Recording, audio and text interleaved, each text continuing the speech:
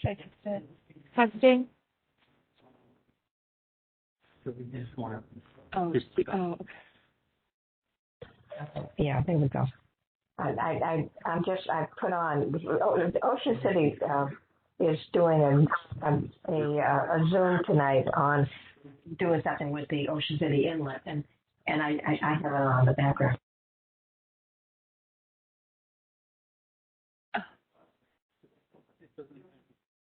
Oh, okay.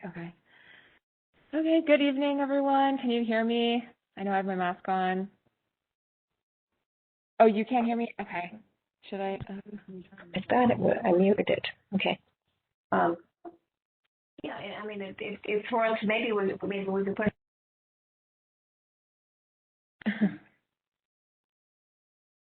Okay.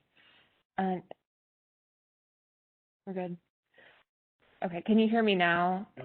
No? Okay. Yeah, well.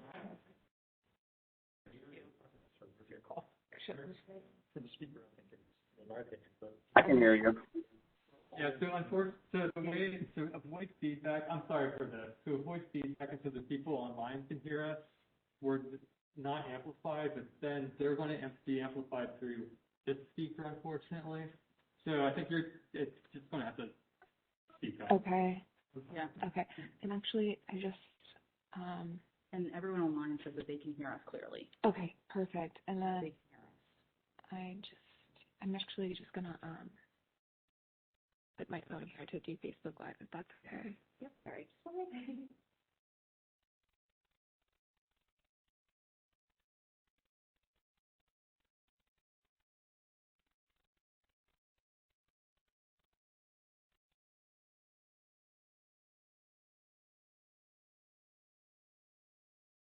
Yeah.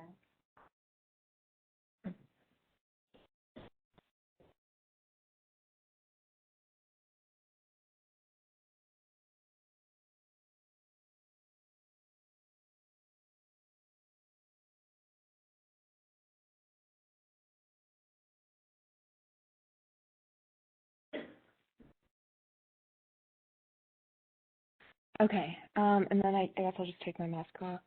Okay. Okay. Good evening. Can everyone hear me now? Okay. Thank you. I know, sorry about the masks. I know it's a little hard to hear. I think I have a pocket. Okay, I'll put that there. Okay, well, good evening, and thank you guys for attending tonight's public meeting, whether in person or virtually. My name is Brittany Chrisman, and I am the Public Affairs Specialist with the U.S. Army Corps of Engineers, Baltimore District. And again, can everyone hear me? Good? Okay. Okay, if you're here in person, we hope that you were able to take some time prior to the presentations to view the posters and speak to our project personnel. If not, we will conclude the presentations and Q&As around 8, allowing another opportunity for you guys to view materials and speak one-on-one with staff until the meeting ends at 8:30, which the library also, the staff also leave at that time too, so that's why we have to get out at 8:30.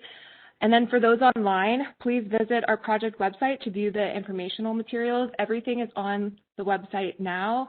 And then after this meeting, we will upload the presentation. So even the people in person, you can go on there again and look at the presentation. And then the recording of this whole public meeting will be on the webpage as well. So tonight's meeting was coordinated with the Maryland Department of Natural Resources and Worcester County. We also want to thank Worcester County Library for allowing us to use their beautiful facilities. The purpose of tonight's meeting is to provide information on the Scour hole study as well as the navigation improvement project to address shoaling in the inlet. We also want to give feedback and comments from you all on on where you may see issues and what your ideas are regarding potential options to address these issues. The Ocean City Inlet is a vital navigation channel, and learning from those who use it is very important to us. So thank you guys again for being here. Tonight you will hear from Secretary Bill Anderson with the Maryland Department of Natural Resources, Bob Mitchell and the Commissioner Board for Worcester County. And we also want to thank our partners, Bill Huslander and Hugh Hawkthorne from the Assateague Island National Seashore National Park Service. Did I get that right? Okay. And then thank you to our senators, Senator Ben Cardin and Ben Holland and Congressman Harris for their continuing efforts in Ocean City, and the staff for being in attendance here tonight. And also thank you to State Senator Mary Beth Carozzo and the staff, again, who was able to be here tonight, and Worcester County officials. We would like to kindly ask that you hold all questions until we get to the end of the presentations, at which time we will hold a brief Q&A session. And we don't want to take up too much of your time, so we can attend the open house portion again in case you guys want to look over that and talk to our project personnel. If you are online, feel free to type your comments and questions in the chat box if you are participating virtually. And if you haven't already, please remember to sign in on your way out and grab the handout. It's on the table where the sign-in sheet was. We also ask that you fill out the comment card, and there is going to be, well, there is a box right next to there. I'll put it in maybe a more seeable position so that at the end of this, you guys can drop your comment cards in there.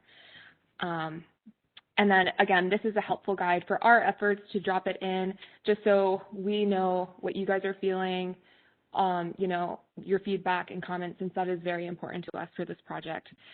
Now I would like to introduce our first speaker. Oh, it's going to be Bill? Okay. I would like to introduce Bill Anderson, and is he out? Oh, you're right there. Okay, sorry.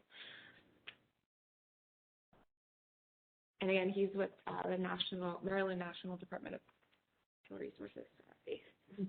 Well, good evening, ladies and gentlemen, and I really appreciate everybody's attendance here this evening and the folks that are on the phone. I do appreciate the field promotion. I'm only the lowly Assistant Secretary of the Department of Natural Resources. I'm just a slug, not the boss. But I am responsible for aquatic resources in the state of Maryland, this project being a piece of that. And I know, much to the chagrin of my friends from the Army, I'm Air Force. So anyway, I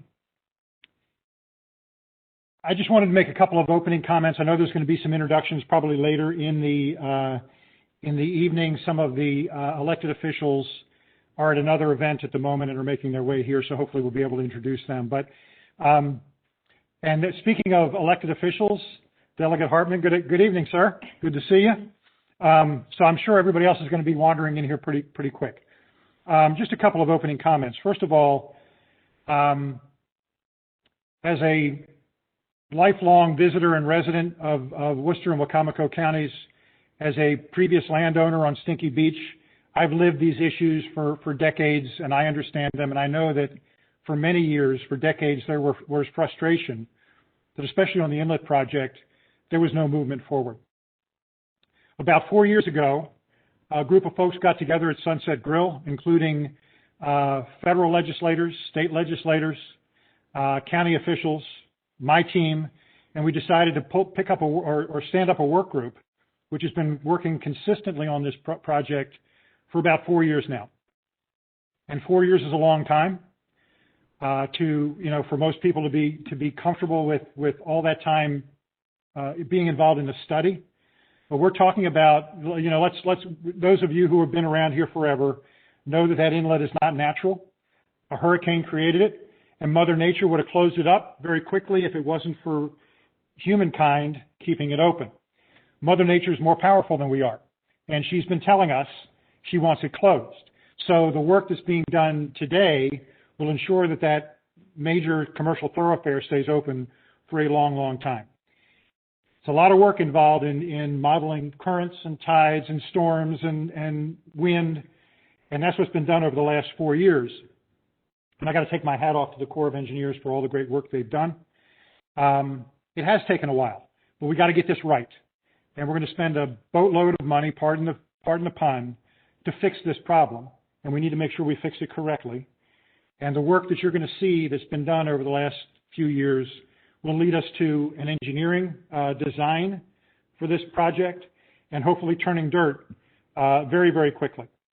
As was mentioned a few moments ago, we've had our congressional delegation in Washington, their staff directly involved in this, our state senator, our state delegate, thank you, Delegate Hartman, for being here tonight, county officials, Joe Matrisic and his elected officials in Worcester County and the staff there have done a tremendous job, and the mayor and his team. But I really have to take my hat off to two organizations. First, of course, is the Army Corps of Engineers. This was a very difficult task to get the data together to be able to do this project. And I also have to take my hat off to my team at DNR, the navigation and dredge team, who's made sure that on a very regular basis we're running that channel, getting depths, making sure that our mariners here see the changes. And then the Coast Guard has been very helpful in moving buoys around to keep everybody in deep water as the shoaling has occurred. We've also had tremendous support from the National Park Service as well on this project. So a lot of players, a very difficult situation, and we're going to beat Mother Nature at this, but we have to make sure, again, as I said before, we have to make sure it's done right. You're going to get some really detailed analysis here from Amber and her team, and many of you have not had a chance to meet Amber yet. As you know, through this project, we've had 3 different project managers, Tony Clark, Jackie Seipel, and Amber has just joined us, about 4 months ago, maybe? Is that about right? And she came from Alaska, and I'm sure she's really happy to be back in Maryland. She's a Maryland native, so glad to have her back. But a difficult process, a lot of work, and we would like to have your input as to whether you think what we're talking about here is the right answer. Love to assimilate that into our plans going forward and get towards design as quick as we possibly can. So Amber and team, thank you so much for giving me some time. I appreciate it.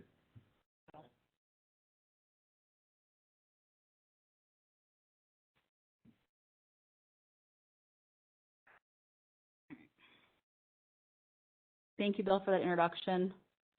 Get my mask off. Okay, so welcome. My name is Amber Metallo. As Bill noted, so I worked 4 years for the Corps in Alaska and Anchorage, and I'm back. I'm from Joplin, Maryland, so not new to this area. My family has a house in Fenwick Island, so I've been coming to the beach since I was a kid and have enjoyed Assateague Island and just really familiar with this area, so I can appreciate how important this project is to navigation. I feel like I practically grew up on a boat, and my grandfather worked with boats, and he worked for Owen Yacht. So really appreciate, thank you everyone for being here. So I'm going to quickly go through the agenda. So we're going to go through the project review, walk through the alternatives that we've evaluated over the last few years. We're going to turn it over to our Engineering Research and Development Center for the modeling efforts and the results that we have for you tonight. And then we're going to present the tentatively selected plans for both projects and then walk through the next steps and kind of talk a little bit about schedule and our path forward.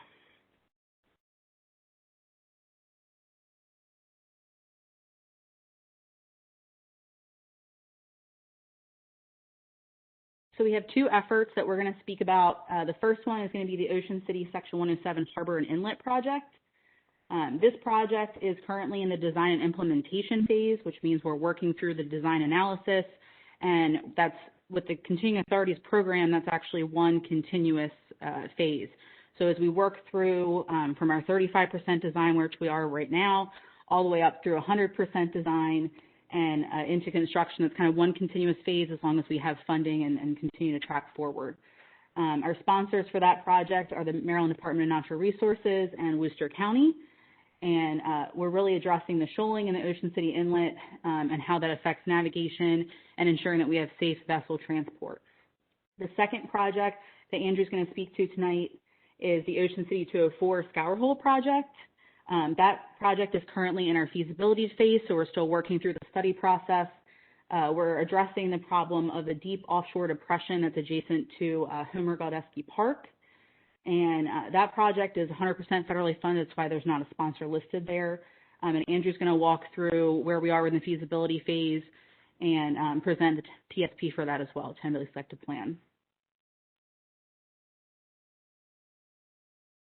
So a quick project status. This is for the Ocean City Section 107 Harbor and Inlet project. So we've walked through and completed the modeling, which we'll hear a little bit about later. For our economic evaluation, we are looking at positive net benefits for the two alternatives that we evaluated. They range from $235,000 to $307,000, and that's just the net benefits, so annually. We're finalizing our environmental assessment for that draft. It's going to be released somewhere in the October timeframe, and we're working through the coordination with the National Park Service on that. On the real estate front, we're coordinating with the National Park Service to obtain right-of-way for equipment staging and the project construction. And then on our cost analysis, our range for the alternatives is anywhere from $8.4 million to about $10.4 million, and currently that includes a 39% contingency. And I know that seems like a high number, but as we walk through the modeling and start to go through our refinement, and we move from our 35% design forward, we'll also be refining the abbreviated cost risk analysis that we do with the Corps and bringing that contingency down a little bit as we have our questions uncertainty answered. So the first alternative for Ocean City Inlet, let's see if this works. Okay, so you can see here, so we're looking at dredging about 4,000 cubic yards and realigning the channel to deeper water. So this area, you can see this is the existing channel. We're looking at kind of shifting the channel here naturally to deeper water.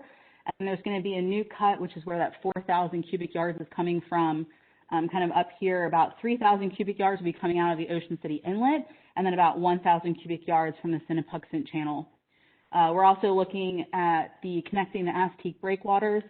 So there's a connection point here between the two existing breakwaters, and then also looking at putting a spur breakwater in the Sinnepuxent Channel as well.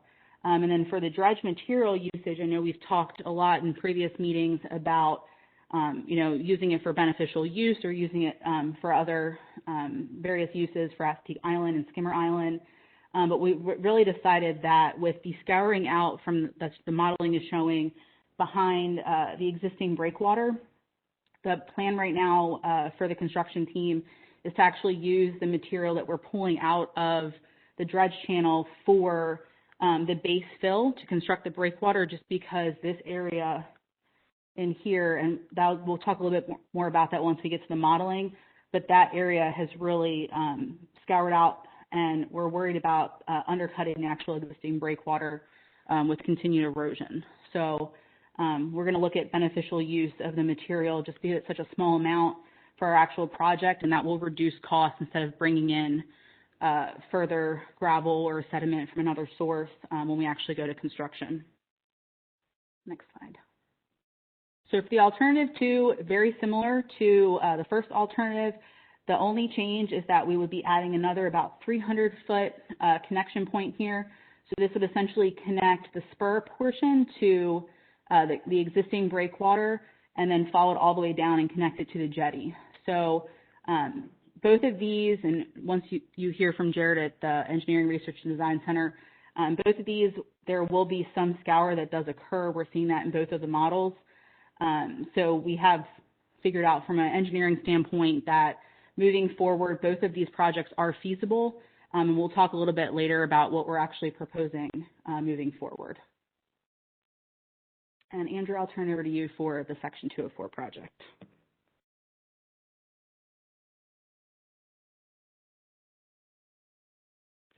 Thank you, Amber. So for the Section 204, this is our scour hole project at Homer Gudelsky Park. And I think many of you are familiar with this project or have seen it in the past, but this is, as Amber was saying, about a 50-foot, a little over 50-foot depression right offshore. It's grown over the years and, is starting to erode into the shoreline. Our model analysis that we've been doing is now complete. We've run basically three different sets of models, a two-dimensional sediment model, a three-dimensional sediment model looking at the scour hole and the processes that are going on at the scour hole, and then a store model to see with both of these, what impacts they might have on water levels during storms. We're also doing an environmental and economic evaluation. We just received our economic evaluation, I think yesterday or the day before, and that's looking positive. I'm not prepared to really talk about that tonight, but it's looking on the positive side, not the negative side. So that's a good thing.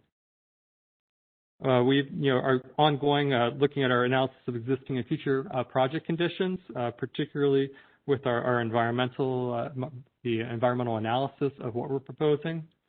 And we're completing our feasibility level design, our costs, and the quantities that are necessary for what we're looking at right now with the current conditions from the bathymetry in the area.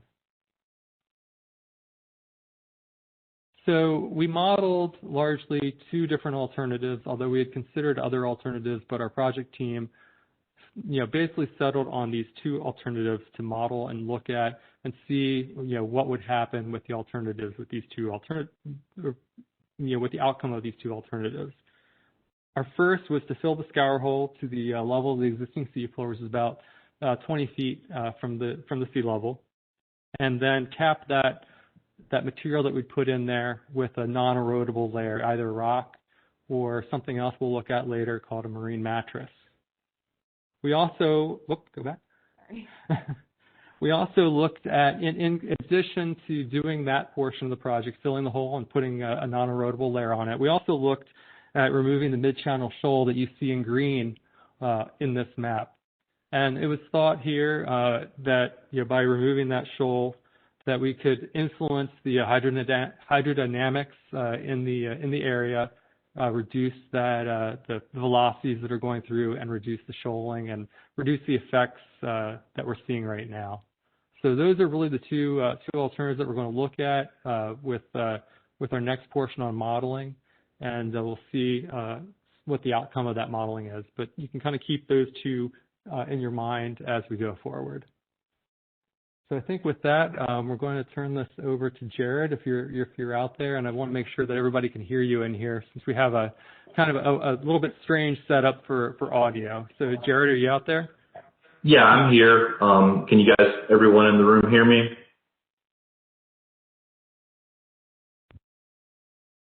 Yes, you are great. Yeah, I can hear you.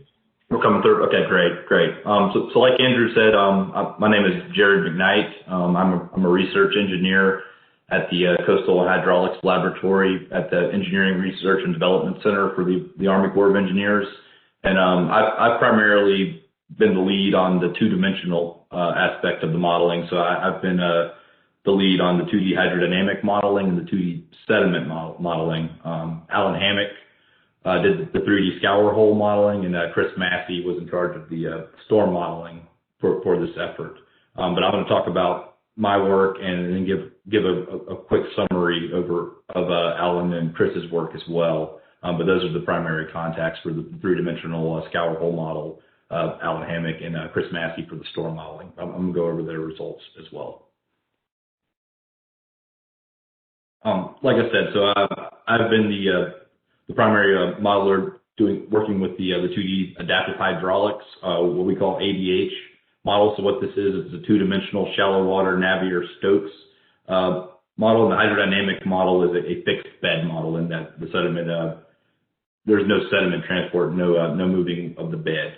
So there's really been three major components to the 2D modeling, right? So it's the hydrodynamic modeling, what we're doing here is we have a tidal boundary offshore. So if you look at the image here, this is the model domain with the model bathymetry laid over the map here. The tidal boundary goes from the top corner all the way to the bottom corner there, where it comes in and touches the coastline there. What we've done with that boundary is that it varies spatially, in that we've created the tidal signal at multiple positions, at 63 to be exact, taking the AdCirc constituents and then creating the tidal signal using the AdCirc major harmonic constituents with the non-harmonic constituents taken from the NOAA gauge interior to Ocean City. We're also incorporating the wind components from this, so we're taking that from that NOAA gauge as well. The other component of what we've done is we've incorporated the alternatives. So we've gone in and built these alternatives into our mesh representations for the hydrodynamic model and also for the sediment model. And what the sediment transport model, it's its own thing, separate from the hydrodynamic model, but it's built off the hydrodynamic model, basically. So it takes all the inputs and everything we've done to build the hydrodynamic model, and now what we do is we initialize the sediment bed based on data collection that was carried out by the Army Corps of Engineers. We go in and put in the appropriate representation and percentages of the different soil components there. Now we allow for the bed to move, basically. And with the sediment model, it's important to note that the initialization is very important. So when we run it at first, we don't allow for the bed to move with what we call a spin up, basically, where we just allow for the bed to sort before then we actually run our year-long simulation. The years I've run for hydrodynamics, I've done 2017, 2018, and 2019. For the sediment transport model, I concentrated and just ran the 2018, so that's a 1-year simulation. And the reason being that it's more computationally expensive to run the sediment transport model, and the outputs get quite large. So, instead of gigabytes, you're getting closer to terabytes there with some of these larger models. So it's just easier to run it for a single year. So that's 2018 that we've done for the sediment transport model. And I'll go into it next. We'll start looking at how we incorporated the alternatives into the model. But once again, the image there is just showing the overall model domain and the scale of our model here. For anyone's interested, it's roughly 300,000 elements that we're using here with this model. Okay, so for the alternatives, what we've done, so based on the specifications that Andrew and Amber were speaking about previously, we went into the model mesh and bathymetry. And what you do is you go in and you change the material type, which gives you more control over the physical characteristics of how you're going to treat this particular area. So what I'm showing here is materials within the model. So if you look at the top image, that's going to be basically showing where we're realigning the channel, so where we're going to go in and deepen that channel, and I've given myself the flexibility to treat that area differently within the model. And also the breakwaters, so the spur, the second breakwater that was going to be closed with alternative 1, and then the third breakwater for alternative 2, we've changed those to their own materials as well, so I can basically turn them off and on, either allow water to pass through them or not, treat them as a impermeable barrier, basically. So for alternative 1, it would just be the spur with the second closed breakwater, and allowing the third breakwater gap to exist with the realigned and dredge channel. For the second inlet alternative, it would be exactly the same, except now that the third breakwater, which you can see on that picture, is the brown, kind of the brown color there, in between the green, which is the existing structure already, that's showing up. Now we're closing that for that alternative, as Amber has already pointed to earlier.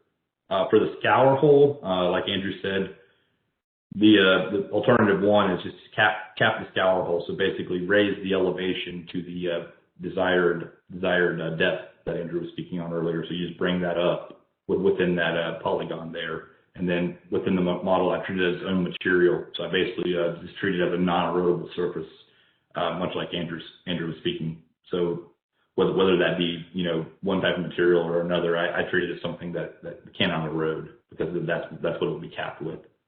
And then for the scour hole alternative 2, it's the same exact thing now, but now with that central polygon, that mid-channel shoal, we've gone in and we've dredged that to the desired depth everywhere, and allow it to be at a minimum that depth within that polygon, and run those together basically for the second alternative for the hydro and the sediment modeling. Next slide, please.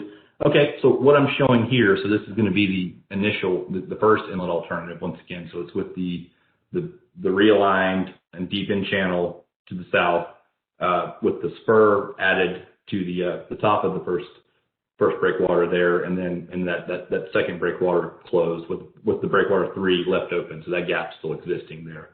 And let me just speak on what I'm showing here. So what this is a base versus plan comparison. So I'm taking the overall displacement, so the change in the elevation bed, at a 1-year simulation, the base condition minus the alternative condition.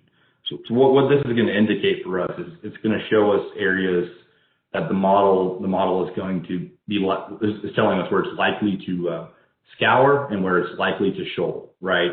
So the red is going to indicate that's a positive number, right? So that's going to say basically we're scouring, right? Because the base condition is higher than what the alternative condition is indicating. And then alternatively for the blue, what the blue is indicating is a shoaling condition, right? Because now we're negative, so our base condition is going to be lower relative to the alternative condition.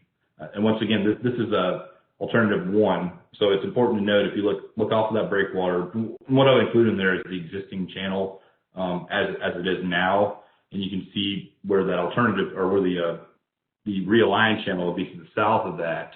We're indicating strong scour there. So directly off of that breakwater, much like you would expect, right? You're going to constrict the flow. Therefore, you're going to increase the velocity magnitude through that zone and the overall, especially local to that breakwater, which would indicate, which would induce basically sediment transport there, and would create a scouring condition within that realigned channel. Alternatively, what you're going to see is, when you put an impervious structure in, right, you're going to directly laterally to that, you're going to slow the velocities, right, and that's going to induce shoaling conditions. So very local to either side of that spur plate or that spur breakwater that we're modeling here, you're going to see shoaling conditions. Similarly, with the breakwater 2 that we're closing directly off the face or on either side of that, right? It's what you're doing. You're plugging it up. You're creating low velocity conditions. There's no flow through there anymore. So alternatively, when you're comparing that to the base condition when it's allowed to flow through, the comparison is going to show shoaling generally. But you can see these differences are on the order of -1 to 1 meters is what I'm plotting here. Once again, it's just important to note that the red versus the blue. The red's indicating areas that are scouring, and the blue is indicating areas that are shoaling, based on what we're doing here. Okay. And for the next slide, what I'm showing here, this is the second alternative. So it's also with the third breakwater closed. It's very similar to what we're seeing with the first alternative. Generally, you're directly off the face, off the point of the breakwater 1 spur put in. Velocities are increasing. You're constricting the flow, increasing the velocity. You're going to see scouring conditions off of that within that range of that realigned and deepened channel there, directly off the face of the spur, and also on the front of where you're closing these breakwaters. What we're indicating is a shoaling condition there. It does tend to show behind it, though, what you see relative to alternative 1. You're getting a little more scour behind it, and I think maybe it's just because we're basically forcing water around that's got no outlet to go, so it's creating a little bit of a scour condition behind the breakwaters here, comparatively to the initial alternative that we were showing. But generally, these are similar. They do similar things. It's just that would be what I would note there, is that you're seeing a little more of a scour condition behind the breakwater with that third breakwater closed here, because you're not allowing any you're closing that flow path completely up. Next slide. Right. So I've kind of already gone over this a little bit, but generally what you're going to see is both these alternatives are going to increase the velocity profiles directly off the spur, which is going to induce scouring, erosional effects adjacent to and within the realigned channel, which is what we're after, right? We want to keep this channel deep enough for boats to come through here. So it is having that effect. Generally, though, what I would also say, it's important to note that these effects that the model is showing are going to be local to the alternatives. I'm not seeing anything, no system-wide differences or changes based on these alternatives, which is also, a good thing to see. You don't want to see far-fetching, far-reaching differences, right? We want to make the difference in the area that we're trying to affect here, which is what we're doing. It's going to be very local to where we're actually putting these alternatives in. But generally, they are similar, with the exception that second alternative, it is showing a little bit more scour possibly behind the breakwater structure is what I would point out there. Next slide. Okay, so for the scour hole, this one's probably a little more less nuanced here. So once again, this is pretty straightforward alternative. We went in and we raised the elevation. We treated it as a non-erodible surface. And what we're seeing here is overall the differences are small. I mean, you do see that little bit of pocket of scour directly off the western northwestern side of the scour hole there. I guess my thoughts would be there when you raise the surface up, right? You're going to change the flow dynamics to some extent, and that's what we're doing there. We're just getting some higher velocities right there off of that little point that's increasing there. So we are seeing a little bit of scour, but once again, that's a very small area compared to the area of the scour hole. We're seeing some small places where shoaling are showing up as well. But overall, the impacts what we're seeing based on the sediment modeling here is small for this alternative. Next. Yeah, and so for the second alternative, I would say this is probably one of the bigger alternatives that's been proposed, right? Going in and actually removing the shoal or removing this, dredging out this mid-channel shoal here. This definitely has more far-reaching effects than anything else that we've tried to model here, because when you take out something of this size, this magnitude, right, you're changing the flow characteristics of the system to some extent. So what actually happens here is, typically on the ebb and the flood here, you get the flow concentrated to either side of the inlet coming down the north channel there. And when you go and take this mid-channel shoal out, it actually spreads things out a little more evenly. You don't see that flow divergence as much. And as a consequence of that, you are seeing some shoaling further upstream and some scouring directly behind where we're going to put that, where you'd be removing that mid-channel shoal there, and definitely more system-wide effects, I would say, from this proposed alternative compared to anything else we've tested. So just in conclusion about the scour hole, like I said, the initial alternative, scour hole alternative 1, has very small, I use the word negligible there. It's minor, very minor, small differences in deposition local to the alternative location. There are no far-fetching system-wide effects showing up. Scour hole alternative 2 is going to be the most drastic proposed alternative from a system-wide perspective, because you're affecting the flow distribution through the inlet there. And you can definitely see that when you're looking at those maps, that it shows more far-reaching effects within the system. And once again, these depositional effects are at a much larger scale compared to the second alternative. But the take home there is that scour hole alternative 1 has very minor changes that are showing up compared to the base condition. Scour hole alternative 2 is showing a much larger changes in the dynamics of the system. So just to wrap up for the inlet and the scour hole, if you're looking, from away from the project site, which is what I mean from a system-wide perspective, you're not seeing far-reaching effects within the system, with the exception of the second scour hole alternative. But both inlet alternatives and the first scour hole alternative, the effects you're seeing are going to be local to where you're actually going in and doing putting these alternatives in. It's very local effects we're looking at, which is what you're after. And for the inlet alternatives, they're similar, local to the alternative location with some minor changes, with some minor differences that we're seeing maybe a little more scour on the backside of that breakwater, which I pointed out. Okay, so I'm gonna go over Alan Hammock's work once again. So this is a three-dimensional Navier-Stokes model here that he ran.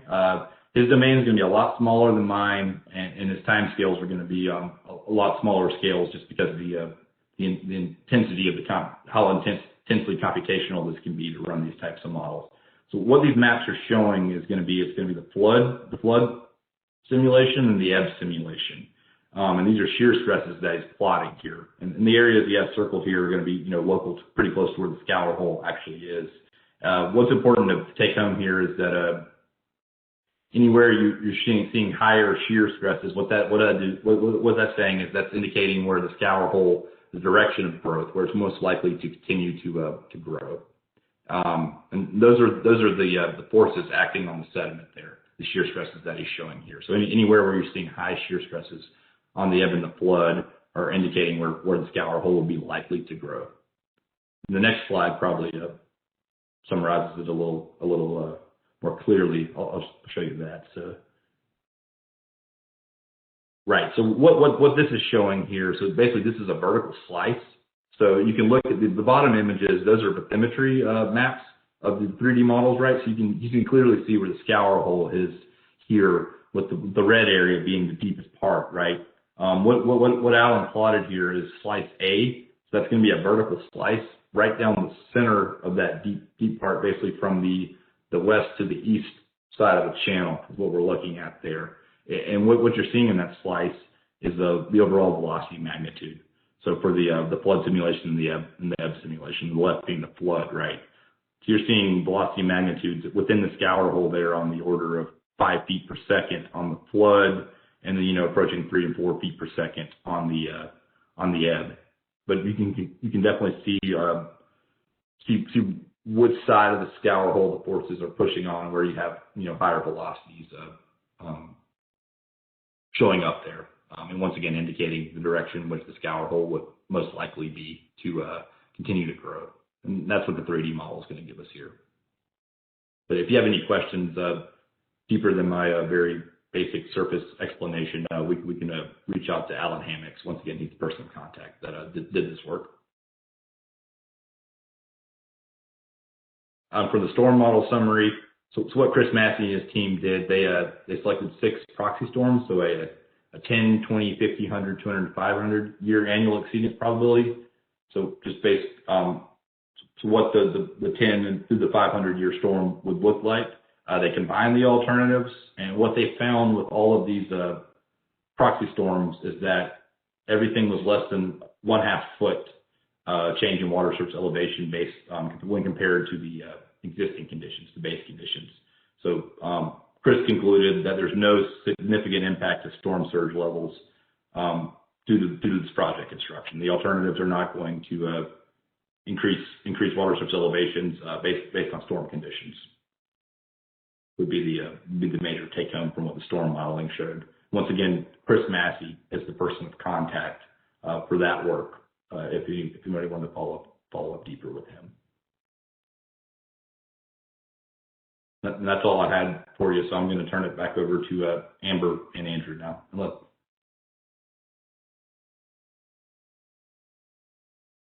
All right, so I wanted to talk a little bit about our tentatively selected plan for the Ocean City Section 107 Harbor Inlet project. So what we're proposing is alternative 1, which leaves the gap here between the breakwater along Astique and the jetty.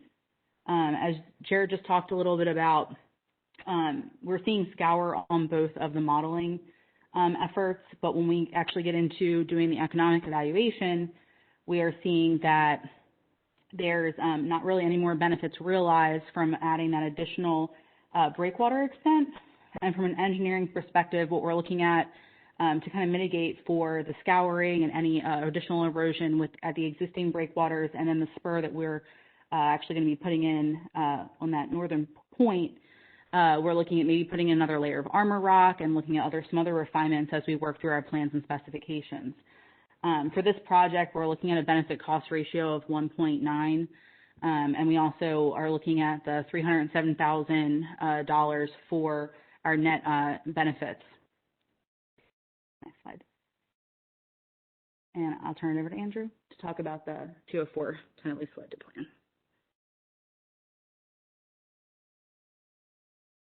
All right, so based on what we were seeing with the modeling that Jared talked about and some other considerations, primarily environmental considerations with the removal of the mid-shoal or the mid-channel shoal, what we're proposing is that alternative one, to fill the scour hole with sediment and then cap that with a non-erodible layer.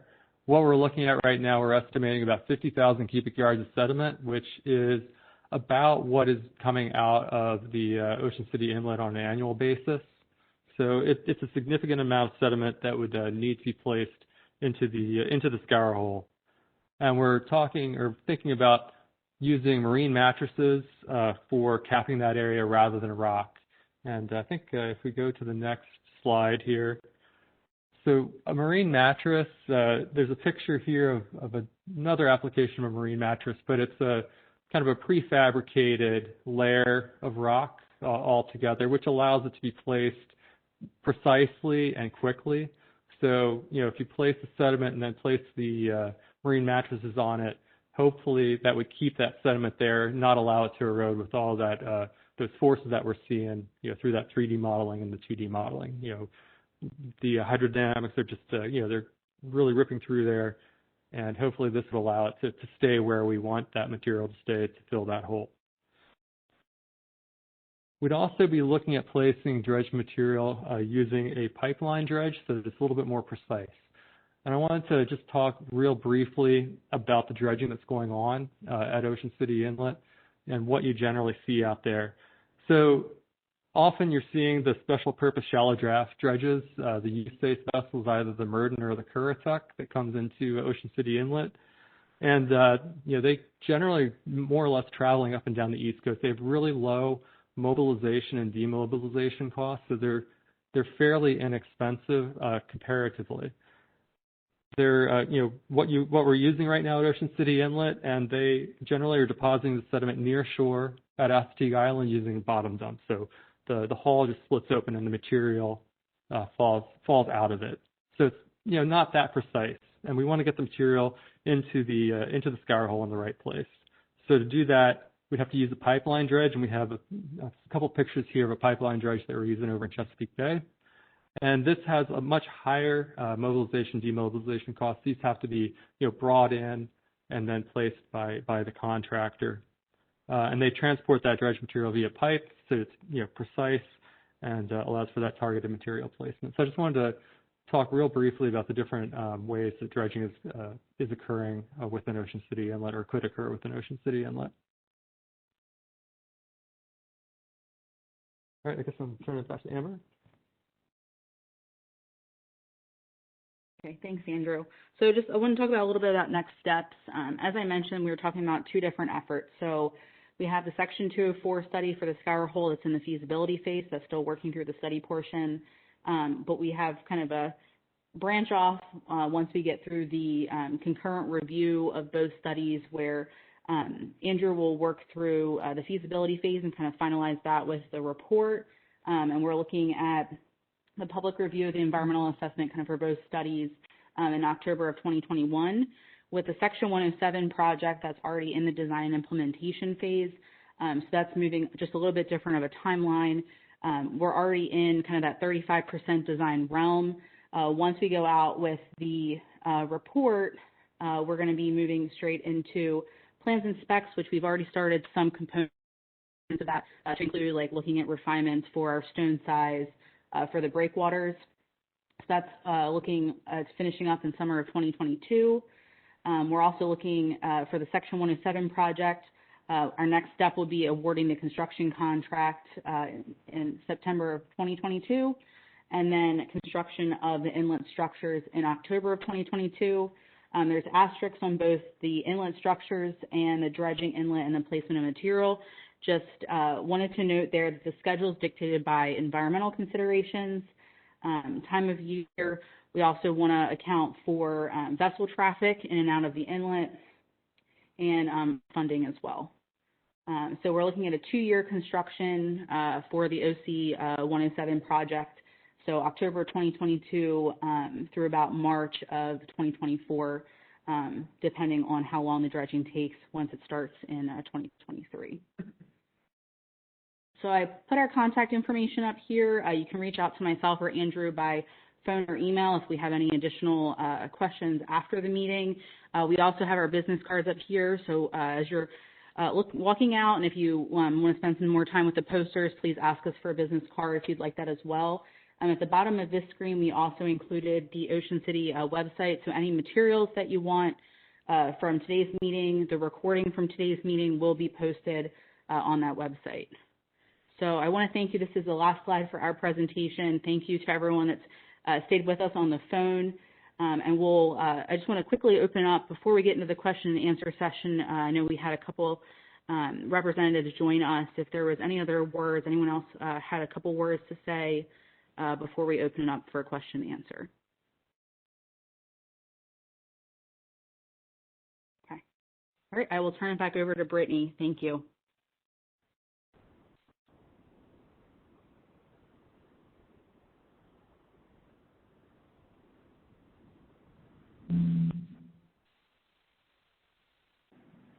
Okay, thank you guys. Again, this concludes our presentation, and we're going to head into the Q&A now.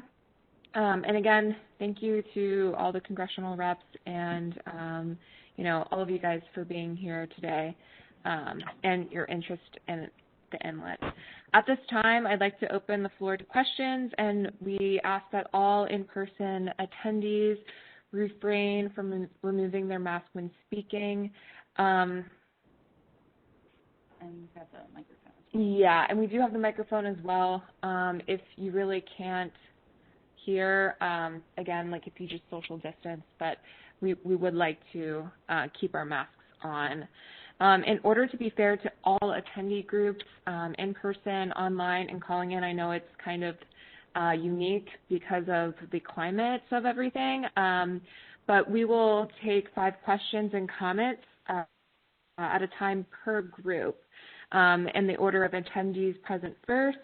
Then we'll go to WebEx attendees second, and those calling in third. We will restart the order after each group has asked their 5 questions, and then we'll just keep going. So in person, we'll ask 5 questions, and then we'll go to WebEx. They'll ask 5 questions, those calling in 5 questions, and then we'll repeat that.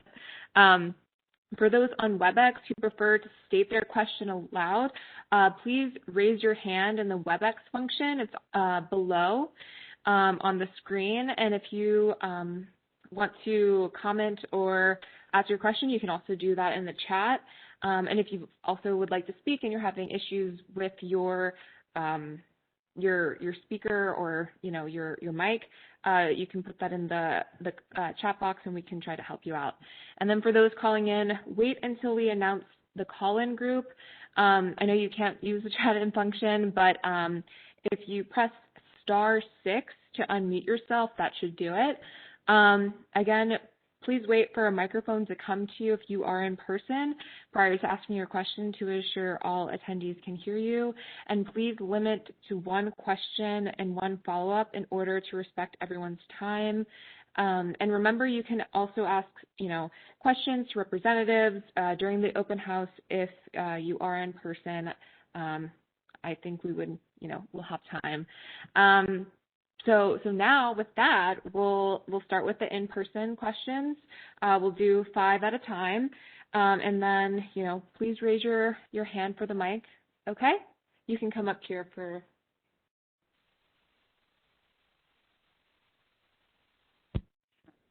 Yeah, not that.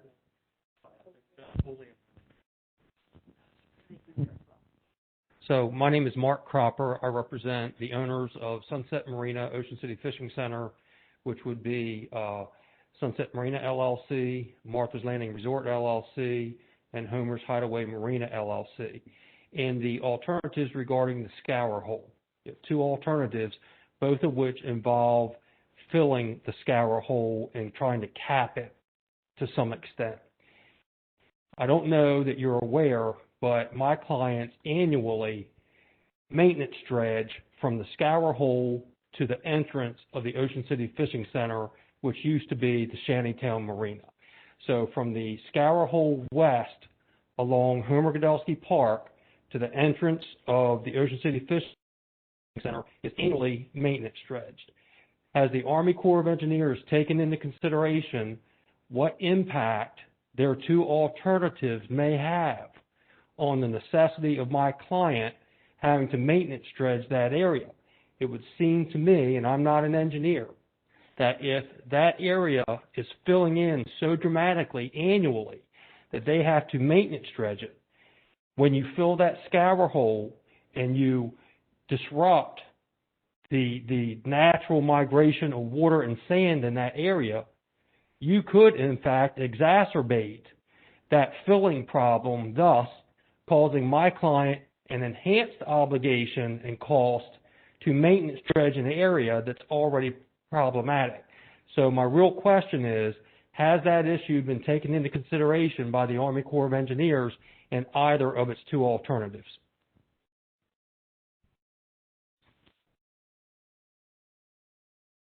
Thanks. I'm going to try to answer that, and I might need Jared's help on this. But if we can go back a couple slides. So that's one of the considerations that we're trying to look at with the alternatives and see where that shoaling could occur. And so if we look at our scour hole alternatives right now, so I think we're looking at alternative 2 here. And just so that I'm clear, you're talking about the yeah. You're passing the scour hole going westerly or west end of the Route 50 bridge. There's a channel marked with buoys from the scour hole of the Ocean City Fishing Center. Sure. Okay. That channel. Great. So I think from what we're seeing with this alternative, and I think it's the same more or less for alternative 1. And Jared, I hope I get this right, that when we're looking at the model results here, we're not really seeing any difference in shoaling or scour for that area. So all through that area up there, it's showing more or less green in this model result. So we're not expecting to have any significant changes through there, neither really improvements or a detriment to that area from at least from the scour hole alternatives themselves. Yes, Andrew, this is Jared, if you can hear me. So you're talking about the area to the northwest side of our project area here, correct? Yes. Yeah. The scour hole alternatives are showing no modifications up there. We're not seeing any impacts from either alternative in that area from a scouring or depositional standpoint. So the model is not showing any of that. So you did take it into consideration, and that's your conclusion. Yeah, I mean that's what we're trying to model here is, I mean, not just the impacts to your area, but the impacts in totality in that whole area that you're seeing here. So I think that's what we're seeing, is that it's kind of a neutral for you. Thanks.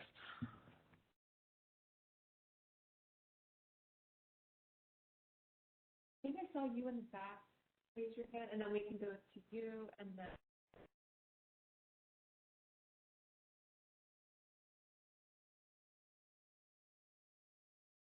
Sam Martin, I represent Martin Fish Company, commercial fishing sector, Atlantic Cape Fisheries. 21 commercial fishing boats on the East Coast. Sorry, would you mind just for the folks online? Yep. Thank you. So I see the Asset breakwater that you want to extend a little bit. Years ago, that was put in to address some other problems that existed after that. The extent of the problem, the biggest problem I see here is we're having trouble now getting our boats in and out anywhere other than the highest tide. So the fact that we're going to be 2 years out, 2023 October, is there any budget for maintenance dredging on a regular basis? Because our businesses rely on the fact that we can get our fishing boats in the only port in Maryland to service our permits, service very sustainable fisheries. Cannot get in and out. We're turning boats away. We have boats that want to leave. jobs, a loss of income, a loss of tax. So what type of budget are we going to put forth to some maintenance budgeting to the Army Corps on a regular basis? Because if we were to actually identify all the groundings that we have, like we should, on a 2692 form, it would flood the coastline. We could start doing that if that would help. Nobody's done it to this point. We should. Because every time we have a grounding, it is a potential safety hazard for a boat to turn over in a current on low tide. This is an open public port that people do not know how to transect it.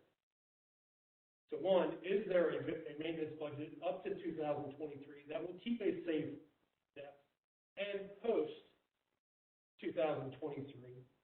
Because I'm personally not convinced that that's actually going to fix the entire problem, because there was two other waterways that would have railroad bridge and bulkhead underneath Smitty's dock. We had all that. We had no problem. Put the spur in. We started having a problem because of all the pumping from the beach to the backside, and we started shoaling our inlets, shoaling our bay. So is there any budgeting to go forth? Anything that we can do is a great thing. I get it. But we have one of the most sustainable fisheries right now in the mid-Atlantic that we have gotten back over the course of 20 years, and we're jeopardizing the state of Maryland because we can't get this fixed or maintenance stretched. You know, it's a natural problem, but we've got to put some money towards that on a regular basis. So, Sure. So I'm going to answer this in two parts. So I'm going to speak to with implementation of a project where we're seeing for maintenance dredging.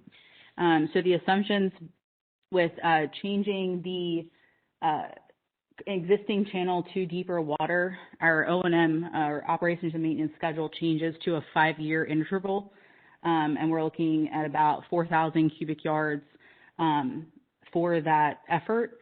And then Graham McAllister is actually on the phone. So Graham, I'll let you speak to from now until October of 2023, I guess what the plan is for future O&M since that's your office. Thanks, Amber. Good evening, everyone. I'm Graham McAllister. I'm the Navigation Program Manager, and my staff handles the maintenance dredging of the Ocean City Inlet. So I will say that for fiscal year 2022, it was announced that there was $500,000 made available for continued maintenance dredging of the Ocean City Inlet. And additionally, there was another $600,000 made available for the Assateague Bypass project, where most of that dredging focuses on the ebb flood shoal just east of the inlet, but the inlet does benefit from that project, and the dredge does remove one load per day when she's working that project. So I can tell you that's where we are through 2022. I can't speak to years beyond that yet, but the amount that we received for 2022 was in line with previous year budgets. Sure. Graham, could you hear his question? I couldn't hear the follow-up. I'm sorry. That's okay. He was asking how many dredge events would $500,000 get us for FY22? So the dredge events, we typically schedule a dredge event at least quarterly. That's our aim. As you heard Andrew mention earlier tonight, the dredges come from our Wilmington, North Carolina district, and they are regional assets. So they do work up and down the East Coast, and there are times when the Wilmington district is having to prioritize which inlets they're going to based on the condition, so which condition is worse. But we aim for at least 4 visits a year. And again, that's augmented typically by 2 additional visits for the Assateague Bypass work, again, with the inlet benefiting from some removal of material through that. And the dredge is supposed to return next week on the 24th of August to start out with some bypass dredging. She'll depart after about a week and then return in September, around the 10th of September, and give us another week's worth of dredging at that time. We are going to have a couple of days dedicated to inlet dredging to hopefully restore the channel to its authorized depth, especially in that problem area that we see between buoys 11 and 12.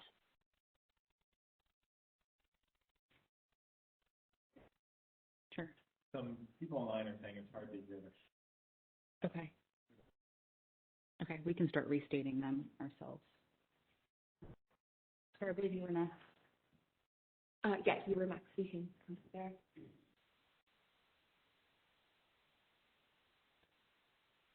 My name is Fritz Pilot. I live down right directly across from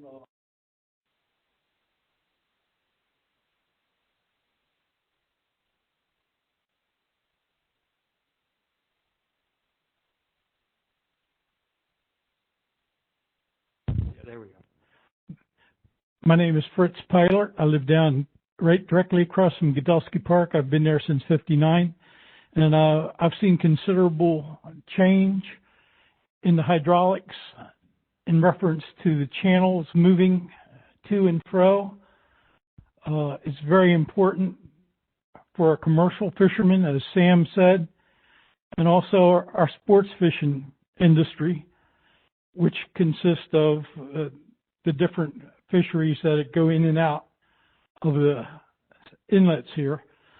I've listened to Jared, and a little bit he was blinding me with science, with all this talk of velocities and such as that.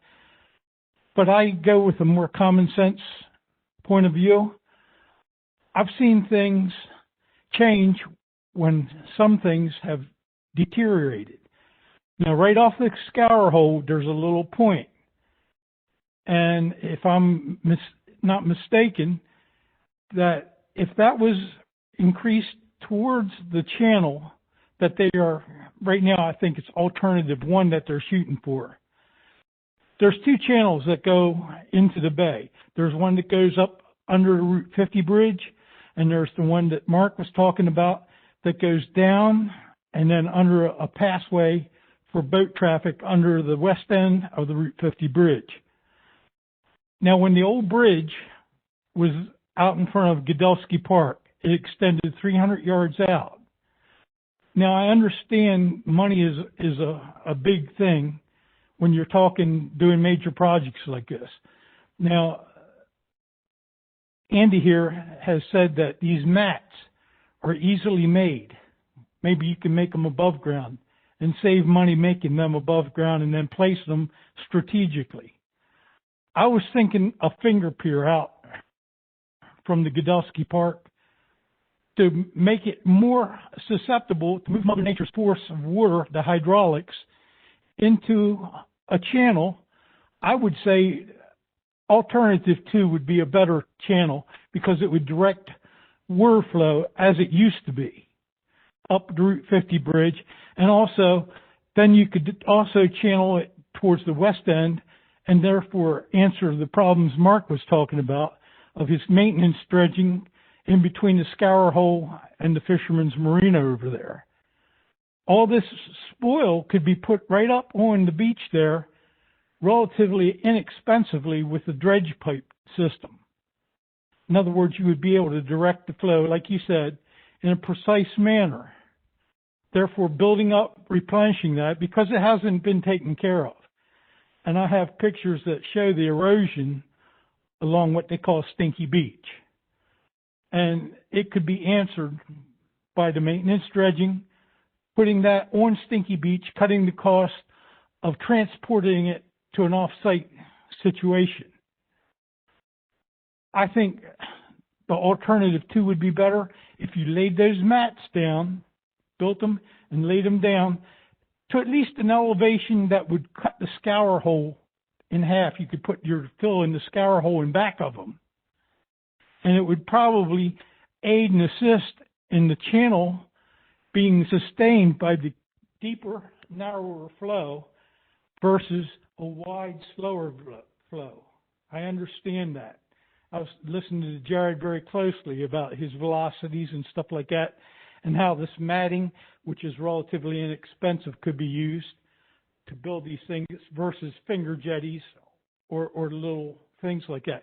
They could probably even be used over towards the acetate column thing. Quicker, lay them down like bricks, and then you could build up the elevation to a point where it would direct your currents. Now, this is just a layman's point of view. I know you guys have been studying it, and I appreciate all your science and all the time and money that you've put into it.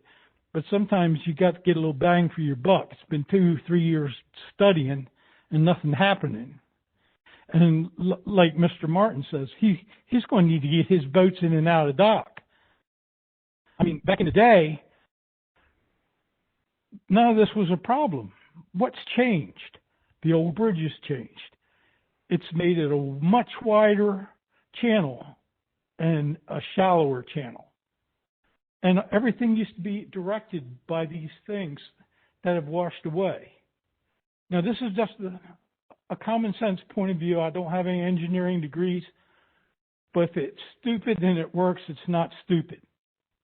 And that's just the way I feel about what I'm seeing here tonight and what I've seen here 2 years ago. George Burt Cropper, which was a magnificent engineer, he engineered a lot of things over in Ocean City. He was asked to do a study like you all were talking about. And he pointed out that by stabilizing the old bridge before it washed out would be an answer to keeping these channels open.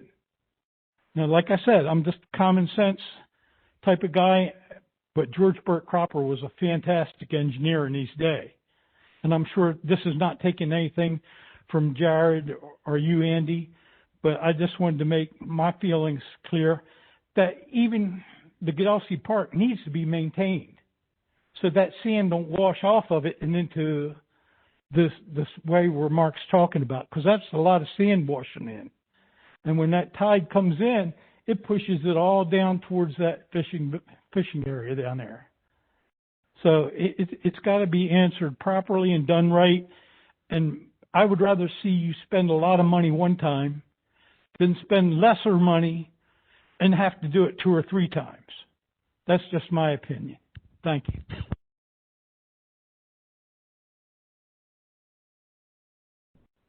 Hey, thanks very much. I don't know that I have an answer for anything that you just said, but I really appreciate the comments, and I really appreciate that we are recording this as well, so we'll have them, we'll have your comment perfectly recorded.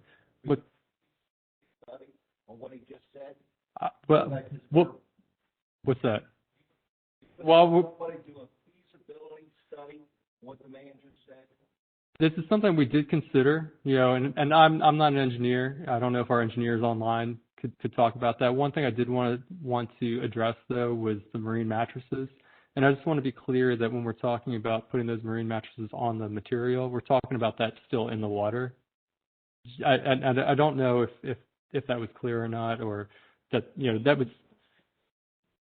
Mattresses could be used in place of these big boulders. Right. And I don't know. Above ground, take them out on a barge and set them like bricks and build up an elevation to a point where it can fill the scour hole in and back of it. In other words, when that current moves in front of it into a deeper situation 2 on the channel, that those little mattresses would go out almost to where that channel would be. And direct and flow. You can't fight Mother Nature together and insist that she goes a certain way. But I really appreciate the pictures that you brought this evening as well, particularly for where the sands are riding on at Homer Gudelsky Park. So that'll give us a little bit more as we refine what we're looking at as well to what we're doing. So appreciate it. Thank you very much.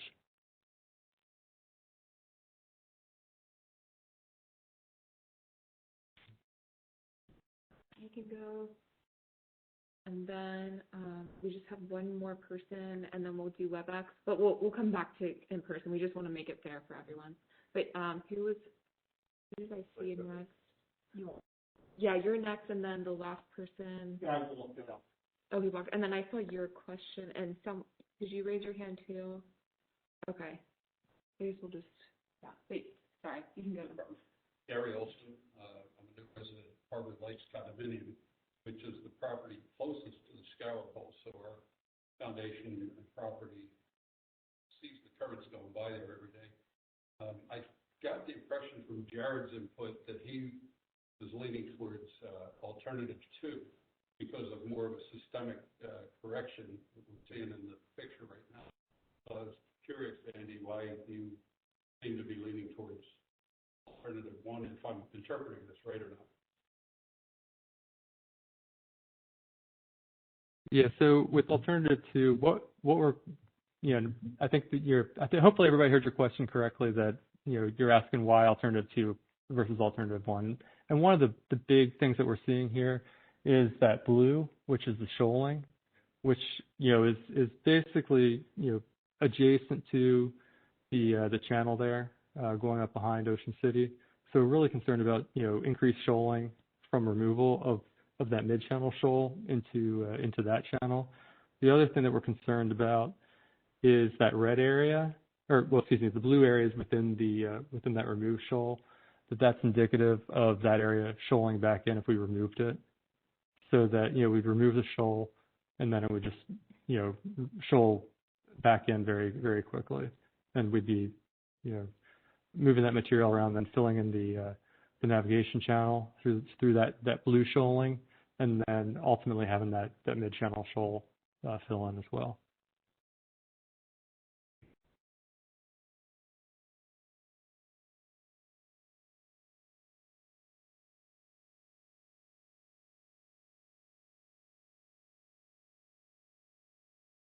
My name's John Collins. I live in West Ocean City by the harbor.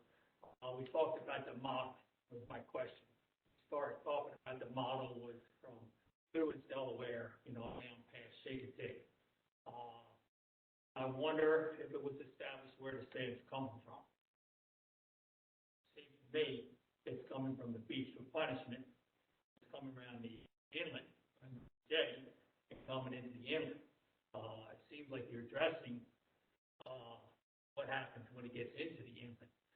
I think what you're talking about with the groins, connecting the dots is like a Band-Aid. I don't see. So my question is, where's the sand coming from? And did you manipulate the models by extending the Ocean City jetties, the North Jetty and or the South Jetty? Did you play around with the models to see what happened if you did that? Showing us you played around with connecting the groins and adding a little finger to it. That's all you're showing us. I'm just wondering if you did anything else, really try to stop the sand from coming into the inlet, bypass the inlet.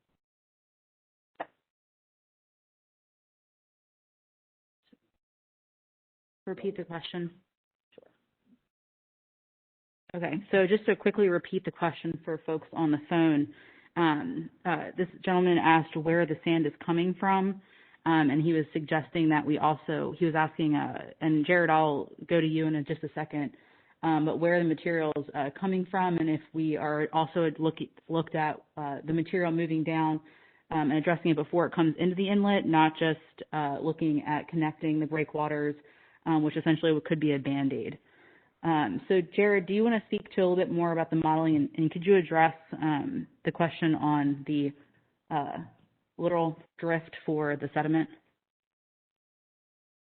Right. So, I guess just to make sure I'm clear, what the gentleman's asking is, did we use the beach as a source input in the model? Basically, is the beach being included as a sediment source in the model? Is that, am I hearing that correctly? Yes. So no, not within, not above anywhere where we don't have wetting and drying. So, along where the water line is, yes. So we do have that as a source of sediment. Sediment is available everywhere in the model that where it is wet. But we're not treating the beach as some special boundary condition, basically, as a source there.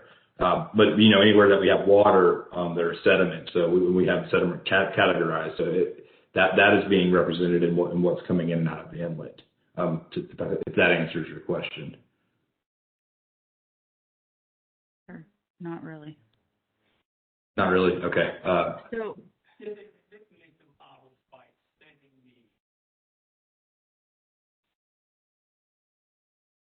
the? so could you hear him? I couldn't. I'm sorry.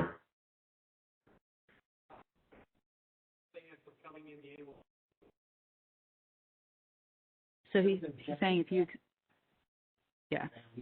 So if we extend the jetties, he's saying the literal transport of sediment south that's kind of coming through down along the coast into the inlet.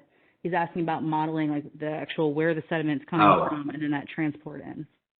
So basically, did we put a different alternative where we extended the jetties out? No, we didn't. We just modeled what we showed here. That wasn't one of the alternatives that was proposed, but that, it sounds like an interesting alternative to test there. But no, we have not included that. But yes, everywhere within the model domain is a source of sediment. So anywhere that we have water on the domain, sediment can be sediment transport can be induced, and the hydrodynamics decide where it goes from there. Thank you for your comment. We'll take that back to the team. Thanks, Jared. Yeah, no problem. Did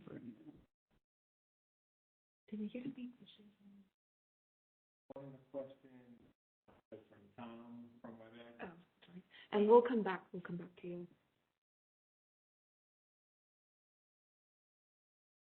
So one of the questions from WebEx from Tom of minimally placing the roof draw span, completely replacing the entire, possibly just the northern roof.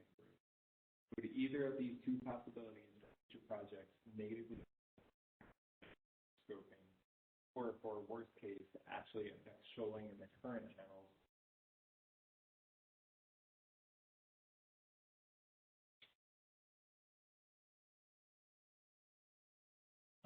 I'll try to address this, but it's a great question. Obviously, this is not something that we looked at, and I'm going to hazard a guess that the answer here is probably yes. That any change within the system is going to have some other change, but I'm not sure that we know what that change would be right now. So it's a great question, but it's not something that we looked at in either of these studies with future conditions with changes to the bridges. So hopefully that's somewhat of an answer to that question. And Chris, you have a? I could stand up. You'd have to stand up, I think. Okay, so with regard to the bridge, we are coordinating with State Highway, so they know what we're doing, and but we have not asked them the question you asked me. So I guess we've been more concerned with just making sure we don't cause any issues with any Route 50 bridge modifications. So there is some communication, and I hope it's adequate. I think it is. With regard to the earlier questions about sand, as I think everyone in this room realizes, and as Bill said at the beginning, we have this is a major engineered inlet. Sure, Mother Nature is a tremendous force out there, but I have to say the Corps of Engineers is a tremendous force here. So we put 1 million cubic yards of sand on the Ocean City beach every 4 years. We dredge the Isle of Wight channel. We dredge the inlet channel. We dredge the Sinnepuxent channel. We manage rocks, etc. While we're doing all that, Mother Nature is also, of course, raising the level of the sea, et cetera. So it's a dynamic place, and as some of our folks have been joking, I mean, it's a whack-a-mole situation. Even if we get it perfect now, a few years down the road as the sand adjusts and the channels adjust. So I think we have to view it as a very challenging dynamic system, and we're doing our best to get it right. And as Bill was saying at the beginning, that's why I think from the outside world, you look at this and you say, you guys have been doing this for years. That's because if we get it wrong, I mean, there could be some pretty serious consequences, right? So a lot of effort has gone into the modeling side, and Jared, as you've heard speak. But we do recognize, and we have actually inquired about trying to model this whole thing as a system. Like as we're adding sand to Ocean City and dredging it from Isle of Wight Channel and dredging it from Sinnepuxent and dredging it and moving it over to Acetate, can we change how we do that a little bit here and there, and what would the consequences of that be? But we haven't actually done that kind of modeling yet. So hopefully we will get to. We've asked for permission, funds, et cetera, to do that, but we haven't.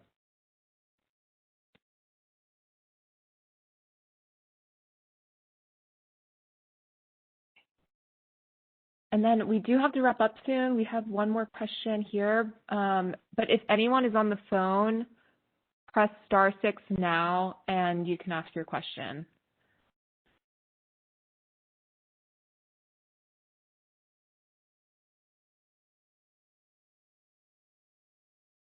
Okay, I don't think anyone's on the phone. So we'll have one more question for tonight and then we'll wrap everything up because it is time to end soon, like in a few minutes. So you can ask your question and then we'll resume the meeting. John Martin Fish Company. Sent the boats there, the dock there. My question is, I thought about doing a simple, I love engineering, my grandfather was an engineer. Sometimes it's just a real world try where you do all this money. As was mentioned, there used to be a bulkhead right there at Smitty's Pier. And the old railroad bridge everybody's been talking about. Even with this modeling, have you thought about just simply putting a quick steel bulkhead in those areas just to see? I guarantee in 6 months you'd see the effects. And then you can easily rip it out. It's done. And you can see what, because back in the day, those were there. We had just as deep draft boats and we didn't have these issues. I will say once they started pumping the beaches, we did start seeing some issues. But not to this extent. I just feel like those two major things have disappeared. And it also is not helping the harbor itself because that sand just comes in, just dumps right there in the harbor, which is an issue and hopefully it's stable. But there used to be a whole beach out there that me and my brother picked she crabs off right there. And now it's gone because you can't move. You can almost see water coming down and water going north. And just making a spin right there and dumping it right between 11 and 12. There's two big pieces, you used to shoot that water a certain direction. So just if you thought about something like that where it's a cheap and easy, relatively cheap and easy to attempt and try something.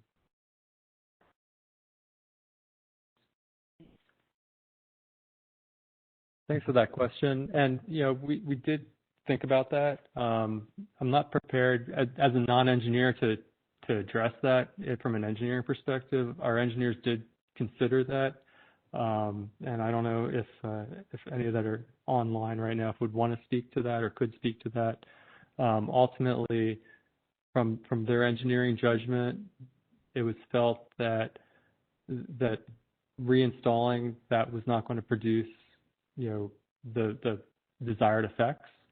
And so we didn't pursue that any further, but it was thought about. So I don't know if we do have one of our engineers that would want to address that or come off mute to address that.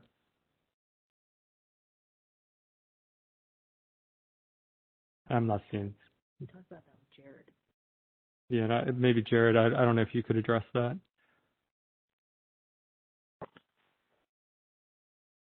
Sure, I could take a stab. So just to be clear, and once again, it's kind of hard for me to hear the questions from the crowd, but from what you're repeating, Andrew, is why wasn't reinstalling the previously existing steel bulkheads considered in the alternatives?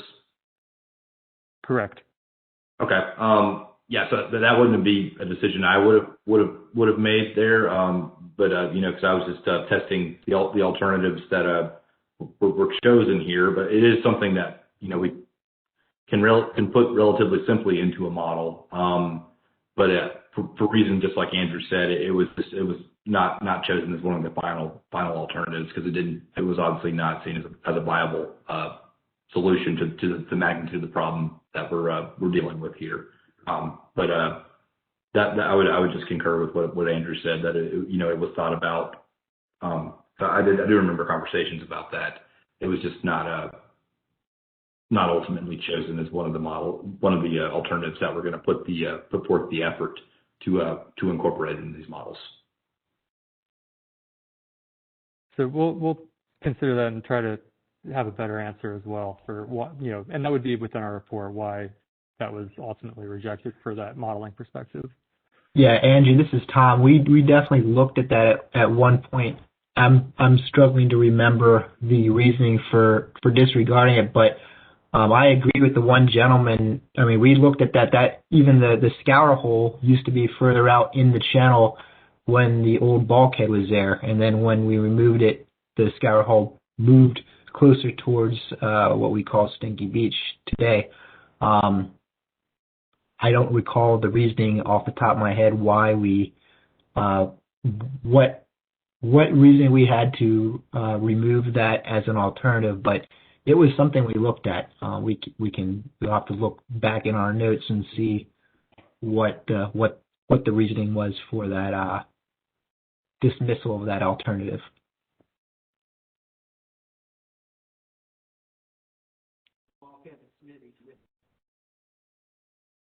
He was saying, think we got to add the bulkhead at Smitty's. Is that right?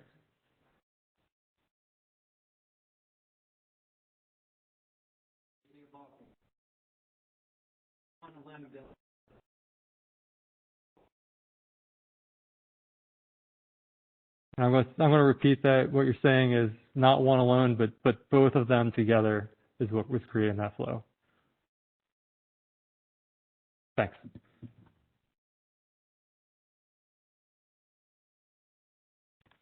Okay, so we do have to, okay, so we can take a few more if you guys do have any questions. Yes.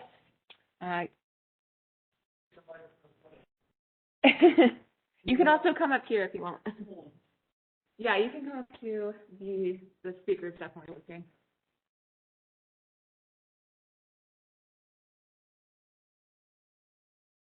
Thank you. Delegate Hartman, I have someone text me a question asking me concerning about the marinas on the downtown area of Ocean City.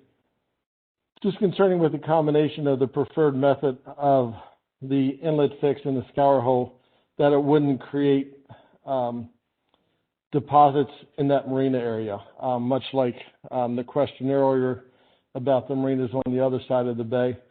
One alternative shows it looks like it builds up sand in that area. Another shows it looks like pretty decent scouring and deposits on the other side of the channel. So if you could just verify the impact that you foresee, both of those of all the marinas south of the Route 50 bridge. Jared, do you want to take that question for the modeling with the scour and deposition within? Right. So he is correct. We are indicating shoaling to some extent with both of these alternatives. With alternative one, it did seem to be. You can see it here with the second alternative. Just to make sure we're talking about the marinas on the backside of downtown Ocean City here, south of the bridge, correct? Yes, correct. Okay. Yeah. So we are indicating some level of shoaling showing up along there. Once again, I would point out here that the scales I'm showing this at, is a difference of -1 to 1 meter. So I'd have to look specifically, at what the actual bathymetry was at that position, which I can bring up relatively quickly. So I mean, I guess we are talking, it seems to be anywhere from 5 to 7 meters deep along that area there. So I mean, we are indicating some level of shoaling here. I couldn't speak to the level of the impact, but the models are indicating that the little bit of shoaling is showing up along that area. So yes, they are showing that. So as a follow-up, what recourse would those property owners have if it's apparent?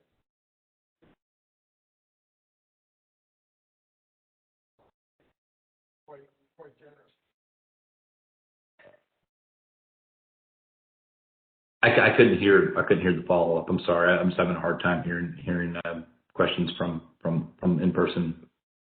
So his question was, what is the recourse for the property owners along there? And said that the 5 meters within the harbors, that's generous for depth? Yeah, I was pulling a ballpark out from the area there. I'm not sure, within these harbors, exactly what those depths are. I could go in and look. Yeah, we are indicating the model is showing to some extent there is a small amount of shoaling showing up along there. More here. It's more. It seems to be more pronounced with the alternative one. That was very problematic, and you haven't answered the question: what recourse will those property owners have?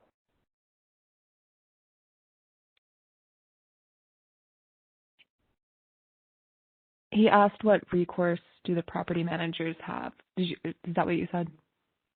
The property owners. Pretty extensive.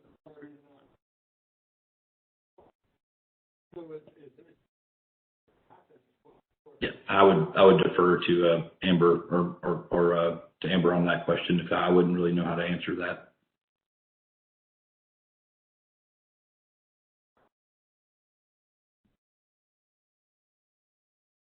So, Graham, I was going to ask for O&M, is there how would the O&M change with implementation of the project to kind of expand out into the area? Is there any recourse if it's causing shoaling or if there's deposition in other areas?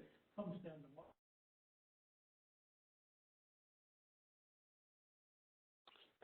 So from a operations and maintenance perspective, we do have the federal channel that goes up into Isle of Wight, and assuming we had funding, which Isle of Wight is part of the Ocean City project, as well as that sediment was suitable for placement at one of the identified sites, we could continue with maintenance within the Isle of Wight channel. So the limitation there would be that it would only extend to within the authorized limits of the federal channel. So if you start to see shoaling within those marina areas, the dredge likely wouldn't even be able to work. The dredge that typically comes in from our Wilmington district wouldn't be able to work into those areas and wouldn't be authorized nor operationally capable of working in there.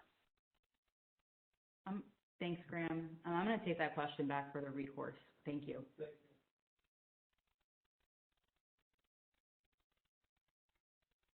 Is there anyone else with any questions?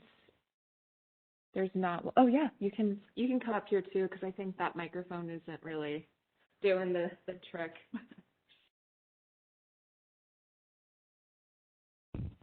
So if I understood you correctly, Amber, you said that the dredge material from Section 107 could be placed behind the breakwaters into the Assateague north end, where it has eroded so much?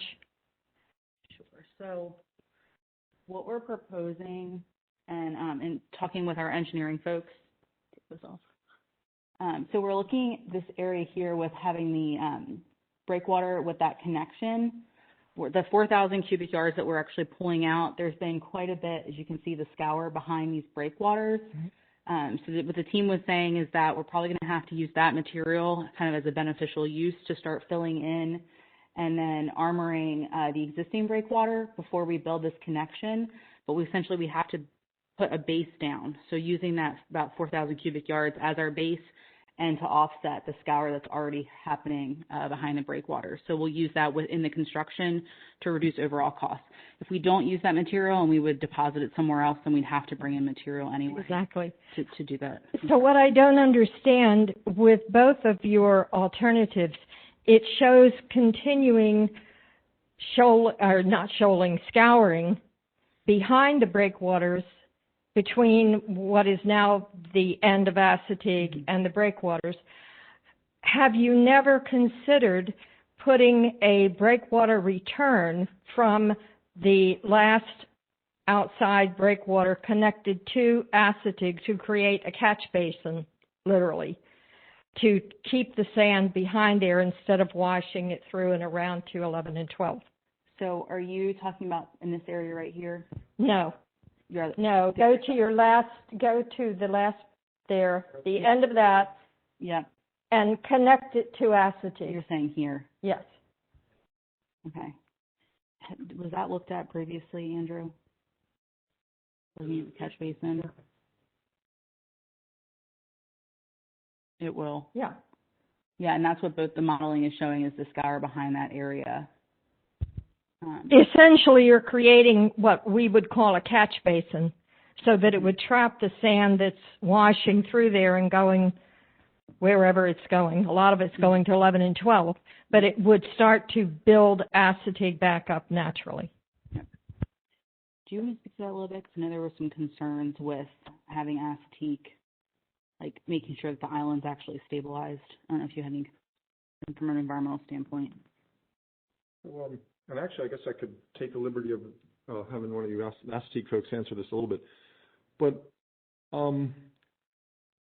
Ocean City and much of the mainland of the coastal bays in the vicinity, folks have the idea of maintaining essentially a line in the sand, right? You want to keep your property where it is. You don't want to lose it.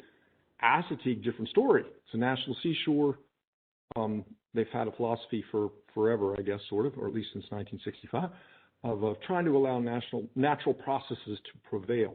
So what we're about is navigation improvements.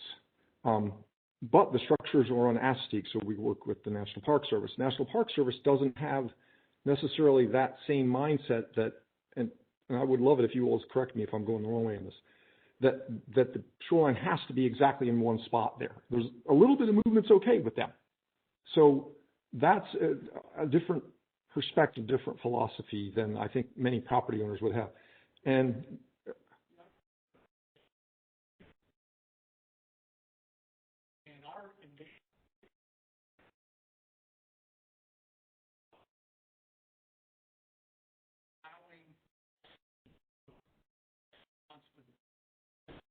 complications with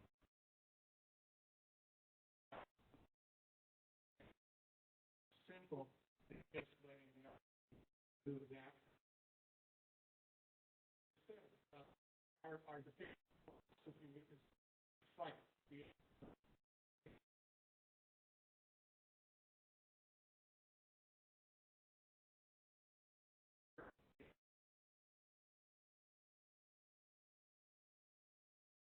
Island to move now. Study how it moves.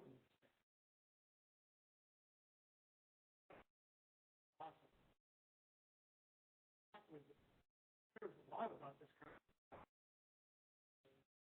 of causing it unnatural. Not exactly. Processing is good. I guess an earlier a gentleman asked about where's the sand coming from? And yes, indeed, it is coming from Ocean City Beach.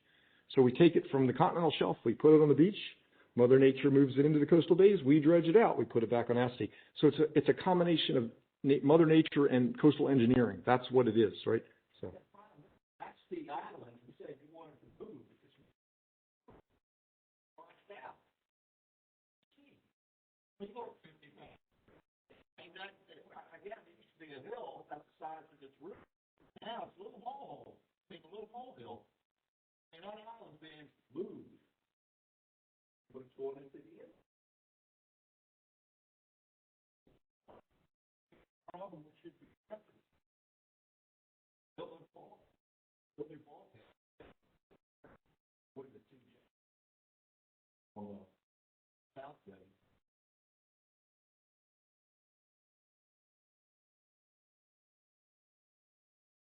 Okay, so it is that time. It's 8:45. So I do believe we have to wrap up now. But thank you guys again for all your comments, all your questions, and just for being here, and those on WebEx, and if anyone was on the phone, thanks for calling in as well. I know that Ocean City and, everything about it is very special to you guys as it is for us. And it's more than just data and graphs, memories, it's homes, it's property, it's fishing, boating, all of that. And I know that's so important to you guys, and we want to make sure that we're listening and taking all that information from you and working on bettering, our projects and our mission for the navigation and Ocean City Inlet mission. Yeah, come on up. Oh, yeah, if you can come up so people on the, yep. Thank you, Senator. Good evening. I'm Senator Mary Beth Carozzo. I appreciate the fact that we're here tonight and we have additional information.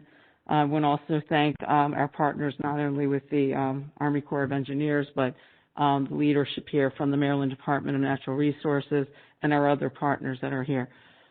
As far as a takeaway, I try to always go to the bottom line.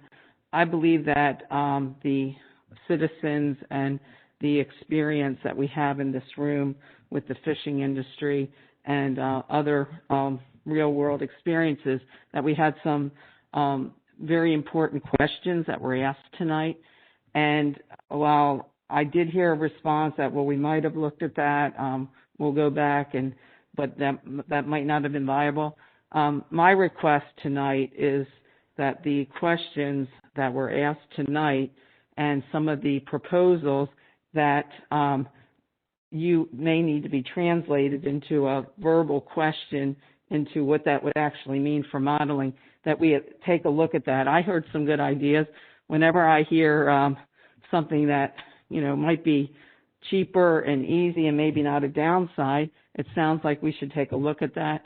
And we have people in this room that have been living this their whole lives. So my request of both the U.S. Army Corps of Engineers and with the Maryland Department of Natural Resources, that some of the ideas that were presented tonight, that we just go back and see if we reviewed them, if we could take a fresh look at it to see as we move forward. And my last question would be, I would like to better understand the next step. I saw the timeline, but I'm also hearing there might be information here tonight that could be useful as we move forward. So I would like to better understand the timeline so we know as a community that we are moving from study to action.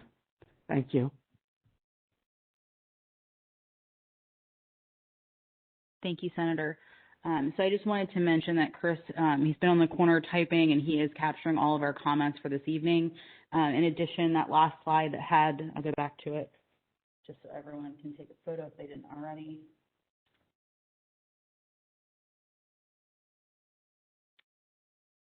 This website will have the recording from tonight's meeting so you can hear verbally our questions and discussion, as well as we'll be putting together a document with all of the questions and then formal responses. So that'll be out there as well.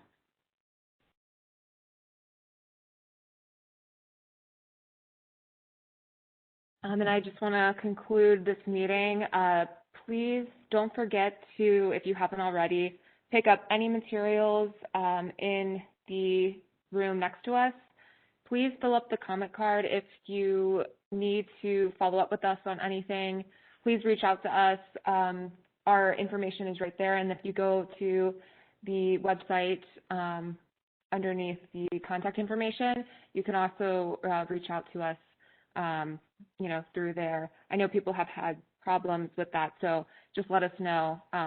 But yeah, the contact information here, let us know if you have any other follow-up questions, but please fill out the comment cards if you can, put it in the box in the next room, and then check out our project page for additional information. The presentation from tonight will be on the website, and the recording with everyone's questions and comments will also be on the website. We will now, not continue, but we will end this meeting. And again, thank you guys for being here. We really appreciate your attendance and your time to ask us these questions and provide comments. Thank you.